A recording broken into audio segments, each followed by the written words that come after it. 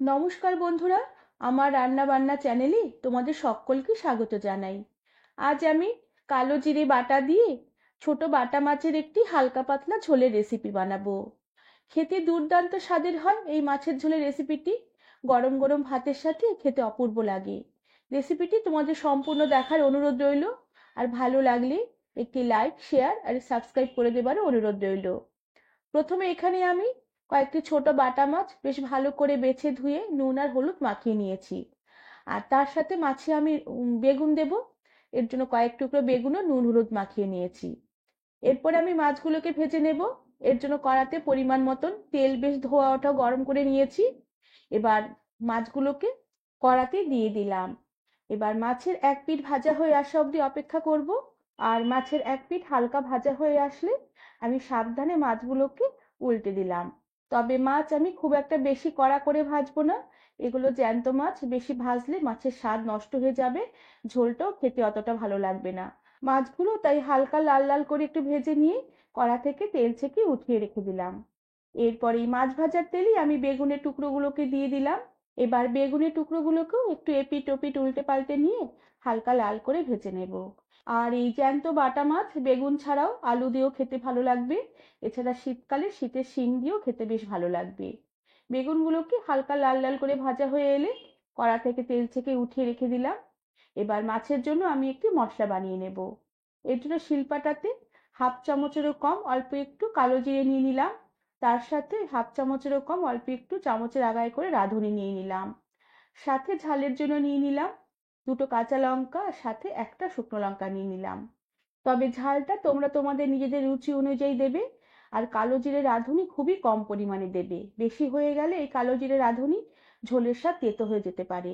আর সাথে একটা রসুনের কোয়া দিয়ে সমস্ত মশলাগুলোকে বেশ মসৃণ করে বেটে নিয়ে একটি বাটিতে তুলে রাখলাম। আর তার সাথে শিলপাটাটাও ধুয়ে নিয়ে শিলপাটা ধোয়া জলও মশলার সাথে দিয়ে দিলাম। এতে মাছের ঝোলের স্বাদ বেশ ভালো হবে। এরপর মাছ ভাজার কড়াতে যেটুকু তেল আছে ওতে আমি আরো একটু অল্প পরিমাণে একটু তেল দিয়ে দিলাম। এবার তেলে আমি কয়েকটা ডালের বড়ি ফোড়ন দিলাম। ডালের বড়িগুলোকে কিছুক্ষণ একটু নেড়ে চেড়ে হালকা লাল করে ভেজে নেব।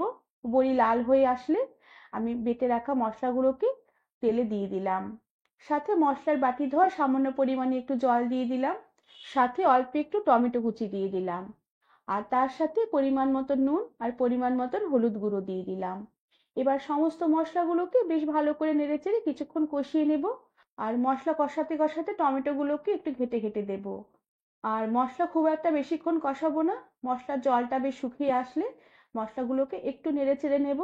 মশলা থেকে তেল সেপারেট হয়ে আসতে শুরু করলেই ঝোলের জন্য পরিমাণ মতন গরম জল দিয়ে দেব। কেননা কালো জিরে রাঁধুনি বাটা মশলা বেশিক্ষণ কষালে ঝোলের স্বাদ তেতো হয়ে যেতে পারে। এবার ঝোলের জন্য পরিমাণ মতন গরম জল দিয়ে দিলাম।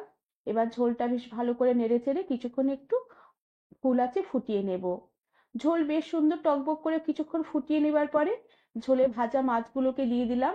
সাথে ভাজা বেগুনের টুকরোগুলোকেও দিয়ে দিলাম। আর মাছ আর বেগুন সাবধানে ঝোলের সাথে একটু নেড়েচেড়ে মিশিয়ে নেব। এরপরে দুটো চেরা কাঁচা লঙ্কা ঝোলে দিয়ে দিলাম।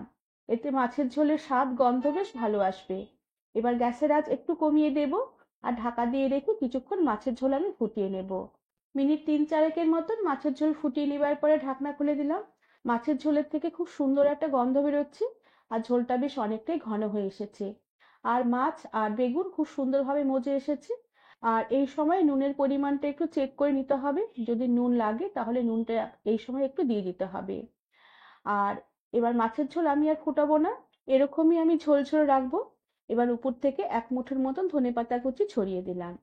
এবার ধনেপাতা কুচি মাছের ঝোলের মধ্যে বেশ ভালো করে নেড়েচেড়ে মিশিয়ে নেব। এরপর আমি গ্যাসের আঁচ বন্ধ করে দিয়ে কিছুক্ষণ ঢাকা দিয়ে রেখে স্ট্যান্ডিং টাইমে রেখে দেবার পরে সার্ভ করে দেব।